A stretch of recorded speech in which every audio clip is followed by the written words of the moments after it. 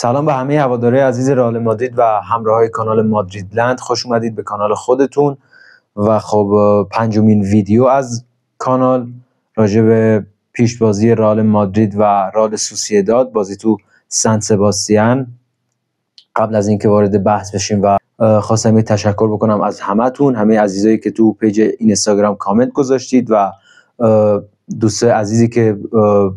اون ریلز اینستاگرام پیج مادریدلند رو استوری کردند، لایک کردید و خب دمتون گرم. این باعث میشه که کار من بیشتر دیده بشه و از اینی که هست بتونم محتوای بهتری رو به شما ارائه بدم. پس خواهشاً لایک، کامنت، سابسکرایب تو یوتیوب فراموش نشه. یه نگاهی هم به پیج اینستاگرام داشته باشید و اونجا هم خب ریلزایی که منتشر میشه تو پیج رو باز لایک کنید، کامنت بذارید و پیج هم دنبال بکنید که این خب باعث میشه که بیشتر کمک کنید به من که کار دیده بشه. از اینستاگرام به هر حال مخاطب واسه یوتیوب جذب بشه و خب خواستم یه تشکر بکنم ازتون. هر چند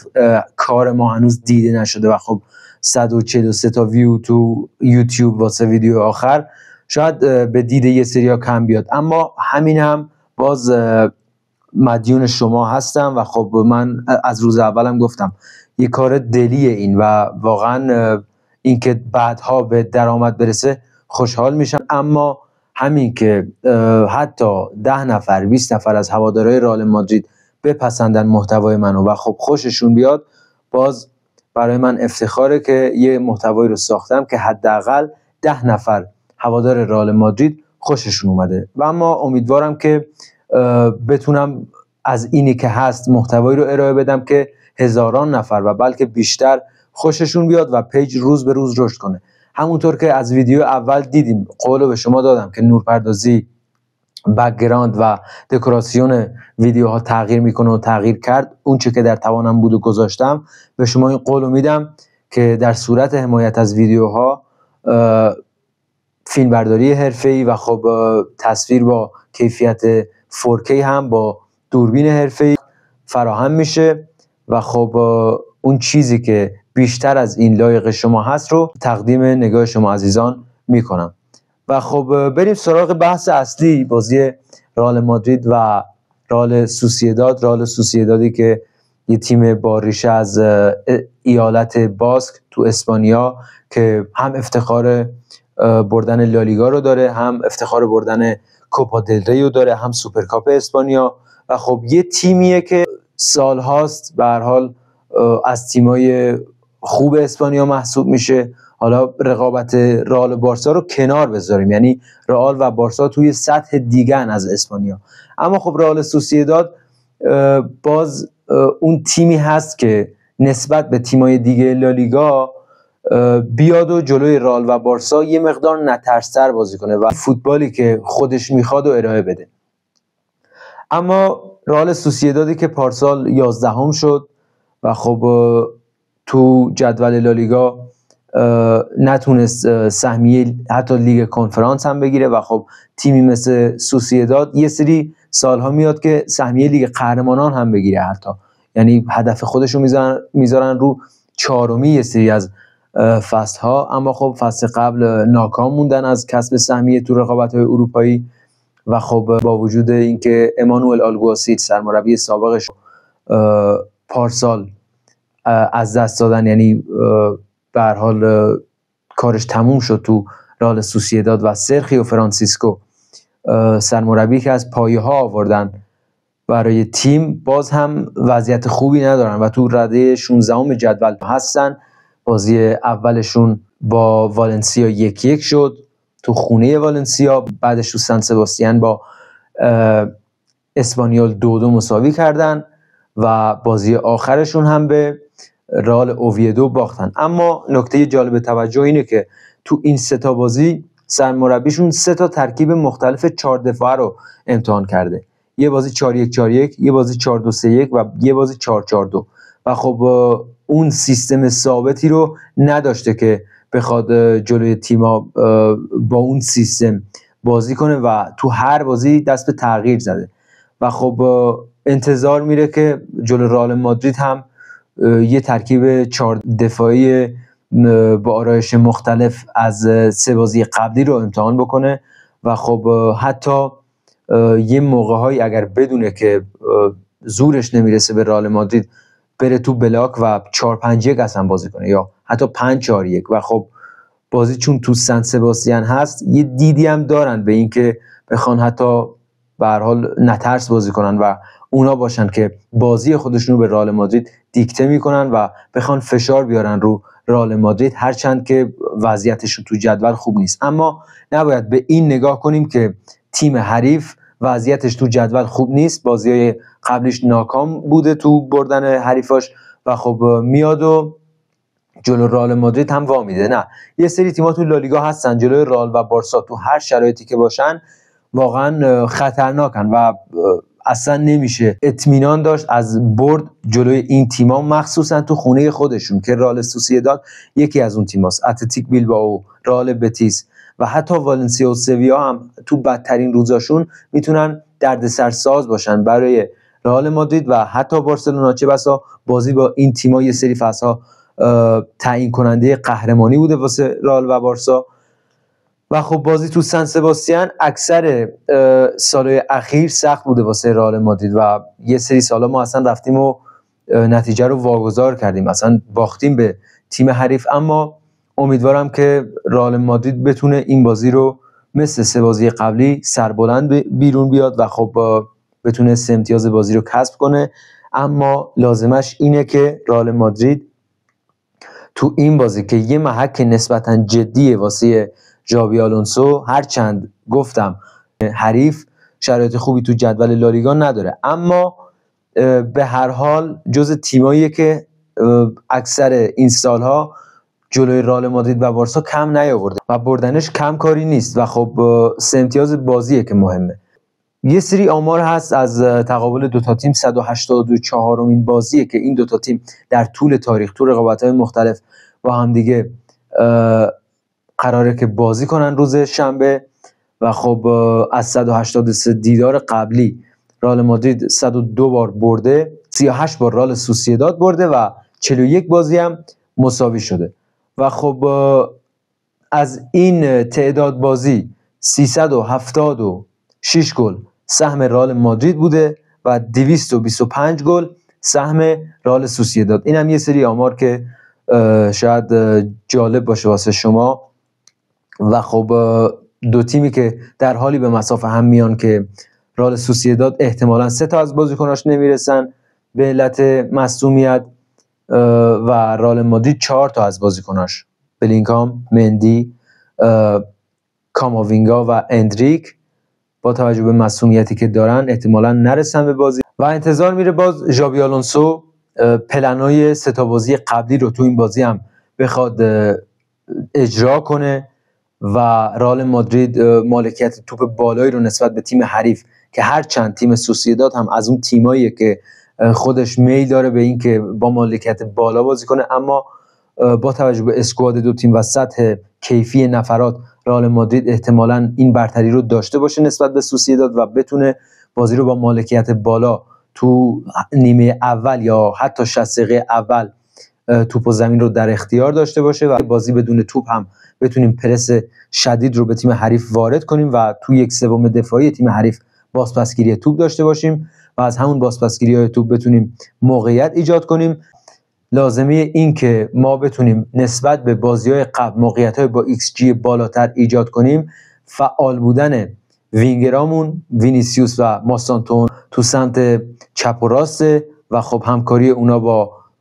فول بک ها و وینگ بک هایی که آرنولد یا کارراس هن و ایجاد موقعیت تو فلنک ها و حتی نیم فضاها با همکاری های 2 نفره یا 3 نفره. اما ترکیب احتمالی رئال مادرید تو این بازی چی میتونه باشه؟ تیبو کورتوا در درون دروازه، دین هویسن و میلیتائو 2 تا دفاع مرکزی رئال مادرید، کارراس و احتمالاً آرنولد 2 تا وینگ بک های رئال مادرید که از نظرم میشه از کارواخال هم استفاده کرد با توجه به اون که ژابی آلونسو طبق گفته یه سری از رسانه‌ها بازی چرخشی رو در دستور کارش قرار داره. تو هافبک هم شوامنی والورده، گولر، 3 نفر میانی رئال مادرید، ماستانتونو، امباپه و وینیسیوس جونیور هم انتظار میره که 3 مهاجم رئال مادرید باشن واسه بازی با رئال سوسییداد. و خب انتظار از رئال مادرید این بازی چی میتونه باشه؟ خلق موقعیت با ایکس جی بالاتر نسبت به 3 بازی قبلی، که با اینکه ما تمپوی بازی رو تو دست داشتیم، ریتم بازی رو تو دست داشتیم، اما اون موقعیتی که بخوایم واقعا روش حساب کنیم و بگیم که خیلی جدی بوده و مثلا دروازه‌بان حریف سیوش کرده یا توپ به تیرک خورده یا یه موقعیت با ایکس جی بالا خلاصه خلق کنیم، اونجوری که تماشاگر انتظارشون میکشید نداشتیم. و خب لازمه این که تو بازی با رئال سوسییداد بتونیم فعالتر باشیم تو خلق موقعیت. همکاری بازیکن‌های رئال مادرید تو فلنک‌ها هستش، وینیسیوس با کارراس، فرانکو ماستانتونو با آرنولد. فرانکو ماستانتونو که انتظار میره، حالا ما میگیم 18 سالشه، سنش کمه، اما این بازی یه مقدار خلاقیت از خودش نشون بده، یه مقدار جسارت از خودش نشون بده، دریبل زنی بکنه این بازی. و خب با آرنولد بتونه تو برتری عددی که نسبت به مدافع حریف ایجاد میکنن و 2 به تک کنن حتی مدافع حریف رو، بتونه نقش داشته باشه. و خب حتی از نیم فضاها ما بتونیم ضربه بزنیم به تیم حریف. و لازمه که نسبت به 3 بازی قبلی که اصلا اون فعالیت لازم تو باکس رو نداشتیم و شلوغ نبود باکس حریف موقع سانتر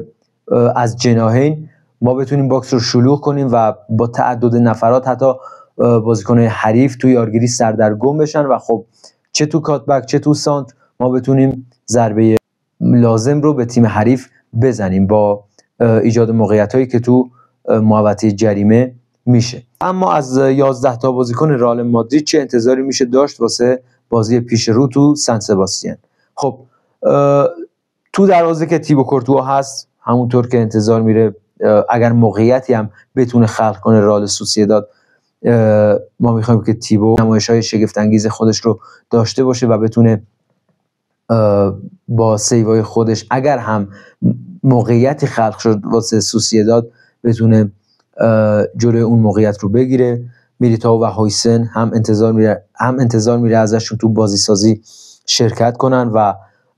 مخصوصا هویسن بتونه با پاسای درصد دقت بالاش نقش بسزایی تو بازی سازی داشته باشه. کارراس و آرنولد فعال در فلنک‌ها، حتی همکاری تو نیم فضاها و آندرلپ و اوورلپ با وینیسیوس جونیور و ماستانتونو و خط هافبکی که شوامنی انتظار میره در موقع لزوم اگر جاوی ازش بخواد عقب بیاد، خط دفاع رو 3 نفره کنه و حتی تو ضربات کرنر نقش پررنگی داشته باشه با توجه به اون قدرت سرزنیش و بتونه حتی اگر شد مثل نسخه‌ای که تو فرانسه میبینیم ازش با یه سری از پاسایی که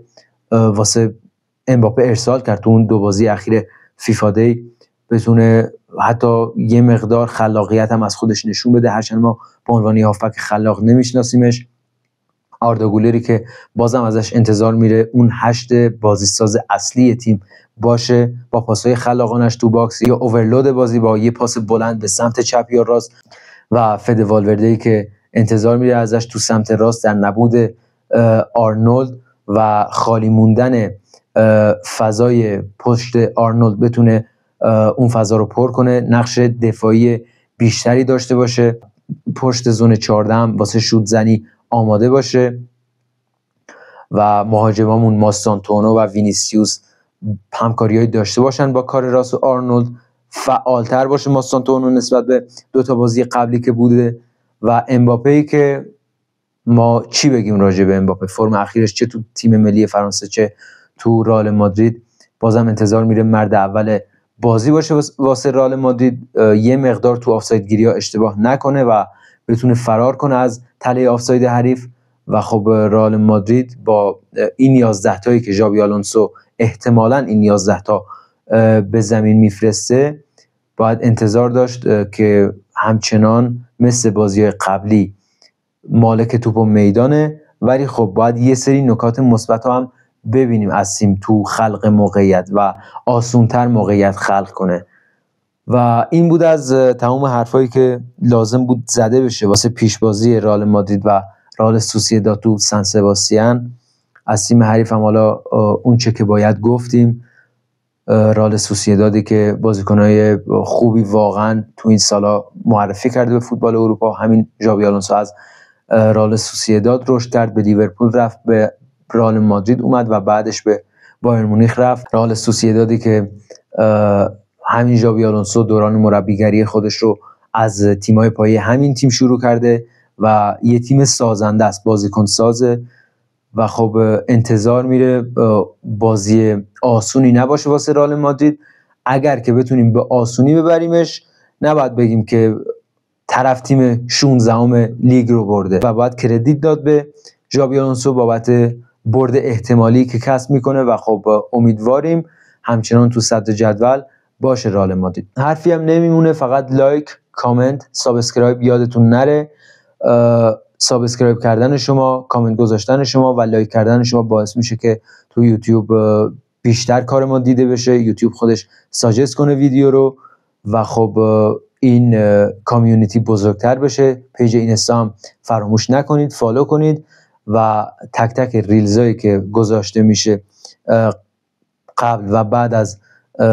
بازیای تیم لایک کنید و این باعث میشه که کار من بیشتر دیده بشه. از همتون ممنونم. در پناه خداوند مهربون باشید. حالا مادرید، خدا نگهدار.